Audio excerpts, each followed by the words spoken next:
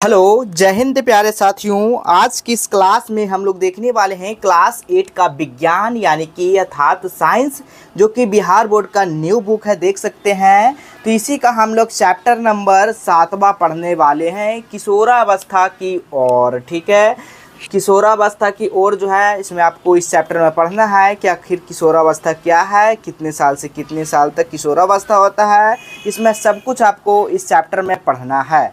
तो आइए इस चैप्टर का पूरा हम लोग अध्याय करने वाले हैं, यानी कि प्रश्न उत्तर करने वाले हैं। लोग इस चैप्टर को पूरा अच्छे तरीक़ा से पढ़ लीजिएगा। हर चीज़ में दिया गया है कि देखिए कि लड़का का निर्माण कैसे होता है और लड़की का निर्माण कैसे होता है, सब कुछ इसमें दिया गया है। तो आप लोग पढ़ लीजिएगा। आप लोग को चित्र में देखिए इसको क्या बोलते हैं, थायराइड ग्रंथि बोलते हैं, पिट्यूटरी ग्रंथि बोलते हैं, जो ना एड्रिनल ग्रंथि बोलते हैं, और अग्नाशय बोलते हैं। स्त्रियों में अंडाशय की ओर स्थिति देख सकते हैं, ब्रेसन बोलते हैं।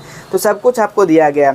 एक्स और एक्स का जो शुक्राणु मिलता है तो हमारा लड़की का निर्माण होता है, और एक्स और वाई का निर्माण होता है, शुक्राणु का निर्माण होता है तो लड़का बनता है, देख सकते हैं।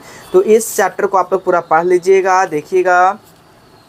एंड्रम पे एप्पल जो है इसको बोलते हैं, कंठ के ऊपरी भाग देखते हैं एप्पल के जैसा उभरा हुआ रहता है, उसी को नाम है एंड्रम से जो है ना एप्पल्स नाम इसी को बोला जाता है। तो चलिए इसका पूरा हम लोग अध्याय करने वाले हैं। तो यहाँ से आपका अध्याय जो है शुरू होता है। तो आइए एक एक क्वेश्चन को समझिएगा। पहला क्वेश्चन आपसे पूछा जा रहा है, देख सकते हैं। आपका पहला क्वेश्चन है, शरीर में होने वाले परिवर्तन के लिए उत्तरदायी अंतःस्रावी ग्रंथियों द्वारा, अंतःस्रावी जो ग्रंथियों द्वारा स्रावित पदार्थ का जो नाम है ना, उसको हार्मोन बोला जाता है। क्या बोला जाता है? तो हार्मोन आप लोग याद रखिएगा। देख सकते हैं, शरीर में होने वाले परिवर्तन के उत्तरदायी अंतःस्रावी ग्रंथियों द्वारा स्रावित पदार्थ का क्या नाम है? तो लिखिएगा, शरीर में होने वाला परिवर्तन का उत्तरदायी अंतःस्रावी ग्रंथियों द्वारा स्रावित पदार्थ का नाम हार्मोन कहा जाता है। तो हार्मोन आपका हो जाएगा इसका आंसर। अगला प्रश्न है, किशोरावस्था को परिभाषित करना है कि आखिर किशोरावस्था क्या है?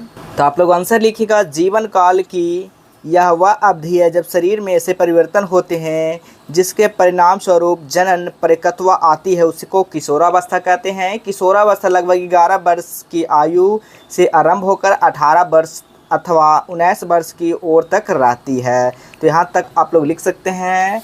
और भी सटीक आंसर पाना चाहते हैं तो आप लोग यहाँ पर भी फॉलो कर सकते हैं। देखिएगा, किशोरावस्था बचपन का वयस्क के बीच संक्रमणकालीन अवस्था जो आमतौर पर 10 से 19 वर्ष की आयु के बीच होती है। एक महत्वपूर्ण शारीरिक, मानसिक और सामाजिक के भावनात्मक विकास तेजी से होता है, उसको किशोरावस्था कहते हैं। तो इस तरह से आप लोग परिभाषा लिख लेना है।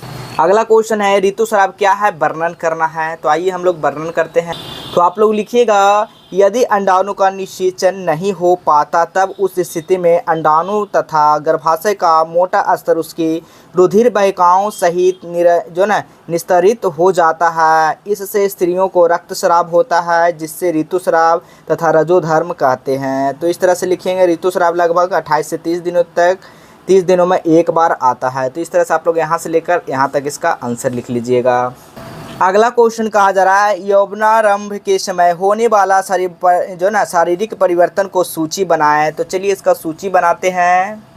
तो लिखिएगा, लंबाई में एकाग्र वृद्धि यौवनारंभ के दौरान होने वाला सबसे अधिक दृष्टि गोचर परिवर्तन है। इस समय शरीर की लंबाई अवस्थियों के अर्थात हाथ पैर की अस्थियों हड्डियों की लंबाई में वृद्धि होती है और व्यक्ति लंबा हो जाता है। तो इस तरह से लिख सकते हैं, या फिर आप लोग यहाँ पे भी लिख सकते हैं, यौवनारंभ के समय लड़का लड़कियाँ दोनों कई शारीरिक परिवर्तन होते हैं, जैसे लंबाई में वृद्धि, आवाज़ में बदलाव, यानी कि बगल के बालों का विकास और जनांगों का विकास शामिल है। तो इस तरह से लिख सकते हैं इसका आंसर।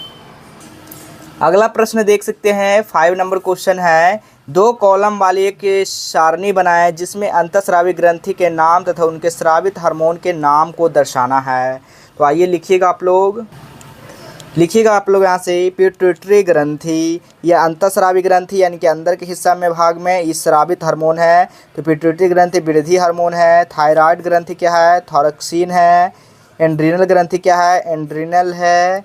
अग्नाशय क्या है? इंसुलिन है। ब्रिशन क्या है? टेस्टोस्टेरोन है। तो इस तरह से आप लोग बना लीजिएगा, ये बॉक्स में आप लोग इस तरह से लिख लीजिएगा, ठीक है। 6 नंबर क्वेश्चन, लिंग हार्मोन क्या है, उनका नामकरण इस प्रकार क्यों किया गया है, इनके जो ना प्रकार ये बताएं। तो लिखिएगा, लिंग हार्मोन, सेक्स हार्मोन वे हार्मोन है जो प्रजनन अंगों और प्रजनन प्रक्रिया को नियंत्रित करते हैं। इनका नाम लिंग हार्मोन इसलिए रखा गया है क्योंकि मुख्य रूप से लिंग के विकास और प्रजनन से संबंधित होते हैं। ये दो मुख्य लिंग हार्मोन है, टेस्टोस्टेरोन जो कि पुरुष में पाया जाता है, एंड्रोजन जो महिला हार्मोन है। तो इस तरह से आप लोग लिख लीजिएगा। अगला क्वेश्चन यहाँ पर कहा सही विकल्प को चुनिए, इसमें से कौन सही है। किशोर की सचेत रहना चाहिए, वो क्या खा रहे हैं और क्यों, क्योंकि। तो लिखिएगा, इसका आंसर होगा शारीरिक में तीव्रता से होने वाली वृद्धि के लिए उचित आहार की आवश्यकता होती है। तो ये आपका दूसरा नंबर सही हो जाएगा। अगला प्रश्न देखिएगा, अगला प्रश्न है, स्त्रियों में जनन आयु काल का प्रारंभ उस समय होता है जब उनके क्या होते हैं, ऋतुस्राव प्रारंभ होते हैं। तो इस तरह से यहाँ पर लिख सकते हैं, आपको आंसर हो जाएगा। अगला क्वेश्चन देखिएगा, ग नंबर, निम्न में से कौन सा आहार किशोर के लिए सर्वोत्तम है। तो बिल्कुल आहार सर्वोत्तम क्या है, रोटी दाल और सब्जी जो है बिल्कुल सही है किशोरावस्था के लिए, ठीक है, किशोर के लिए सर्वोत्तम आहार। अगला प्रश्न है, निम्न में से टिप्पणी कीजिए, इसमें से एंड्रम जो ना एंडमस क्या है, एप्पल क्या है, गौण लैंगिक क्या है, गर्भाशय शिशु क्या है। तो एंडम्स एप्पल के बारे में बताए थे, चलिए दिखाते हैं। लिखिएगा, लड़कों में बढ़ता हुआ स्वर यंत्र गले के सामने, ठीक है, गले के सामने की ओर सुस्पष्ट उभरे भाग के रूप में दिखाई देता है, जिसे एंड्रम एप्पल कहते हैं, जो कि चित्र 7.2 में दिया गया, देख सकते हैं। किशोर लड़के संयंत्र जो ना एडमस एप्पल, तो देख सकते हैं एप्पल की तरह है मुंह बना हुआ, ठीक है, देख सकते हैं यहाँ पे एंड्रम एप्पल आपका यही है। तो इसी का आंसर आप लोग लिख लीजिएगा, ठीक है। विस्तार से इसका आंसर लिखना के लिए आपको बता दिए हैं। अगला क्वेश्चन है, गौण लक्षण पर आपको टिप्पणी लिखना है। तो चलिए लिखते हैं। तो लिखिएगा, आप अध्याय 6 में पढ़ चुके हैं कि वृषण एवं अंडाशय जनन अंग है, वे युग्मक अर्थात शुक्राणु एवं अंडाणु उत्पन्न करते हैं। युवावस्था में लड़कियां में स्तनों का विकास होने लगता है तथा लड़कों के चेहरे पर बाल उगने लगते हैं अर्थात दाढ़ी मुछाने लगती है। ये लक्षण क्योंकि लड़कियों को लड़कों से पहचानने में सहायता करता है, इन्हें गौण लक्षण कहते हैं। तो इस तरह से आप लोग यहाँ तक लिख लीजिएगा। अगला क्वेश्चन है, गर्भाशय शिशु में लिंग निर्धारण। तो आप लोग इसका आंसर यहाँ से लिखिएगा, जब X गुणसूत्र वाला शुक्राणु अंडाणु को निषेचित करता है तो युग्मज में 2 X गुणसूत्र होंगे, तो वह मादा शिशु होगी, यानी कि फीमेल होगा, ठीक है। एक शुक्राणु और एक शुक्राणु से मिलेगा तो हमारा लड़की का निर्माण होगा, और एक और 22 से निर्माण होगा, 22 और 1 से तो हमारा लड़का का निर्माण होगा।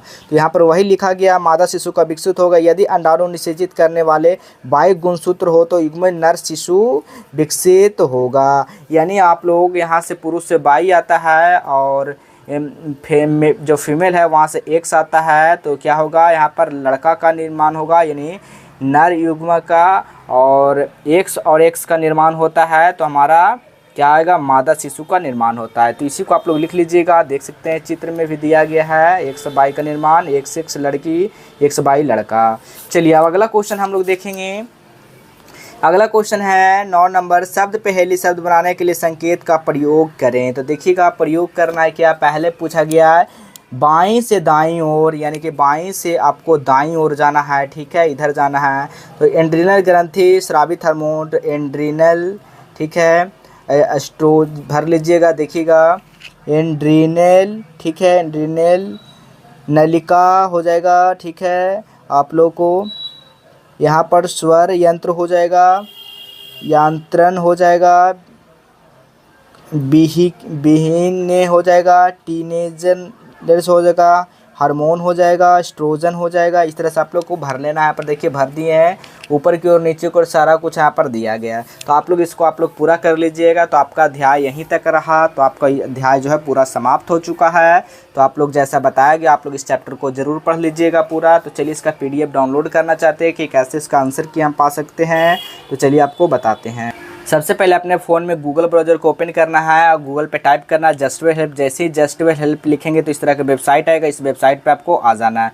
जैसे इस वेबसाइट पे आते हैं ऊपर मेनू बटन है, मेनू बटन के बाद नीचे आ जाना। नीचे आने के बाद देखिए आंसर की दिख जाएगा, आंसर की पे आपको क्लिक कर देना है। जैसे आंसर की पे क्लिक करेंगे आपको नीचे स्क्रॉल कर आना है। देखिए जो भी सब चैप्टर वाइज आप डाउनलोड करना चाहते हो उस चैप्टर को डाउनलोड कर सकते हैं। अगला पेज के लिए नेक्स्ट पे क्लिक करेंगे वो तो अगला सारा क्वेश्चन आ जाएगा। देख सकते हैं कंप्यूटर का है, यानी हर चैप्टर वाइज यहाँ पर आपको मिल जाएगा। यदि आपको अभी उपलब्ध नहीं है तो कभी भी यहाँ पर अपलोड हो जाएगा, सारा चैप्टर का होगा। ठीक है, याद रखिएगा इस साइट पे। तो चलिए हम लोग मिलेंगे अगले क्लास में।